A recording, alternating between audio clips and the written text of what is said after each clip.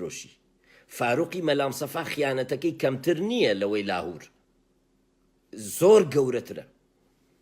ینی ئەمەیە کە ماکیاڤێل کێشەی ئەخلاقی نییە لەگەڵ فاروقی مەلام سەفا، کێشەکە ئەخلاقی نییە، کێشەکەەوە نییە لاهور جاشە و خۆینە، کێشەکەەوەیە جاشی دوژمنە و جاشایەتیەکەی زەرەری لە سلێمانیەوە سوودی نەگەیاندووە. کێشەی جاشایەتی یەکێتی زەرەریاوە، بەڵام جاشایەتی پارتی سوودی هەبووە بۆ هەولێر بۆ زۆنەکەی خۆی. ئەمەیە ئەگەر لە ڕووی ماکیاڤێلیەوە سێریکەین، من بۆیە کێشەم نییە لەگە پارتیە، چکە کێشەم ئەخلاقی نییە.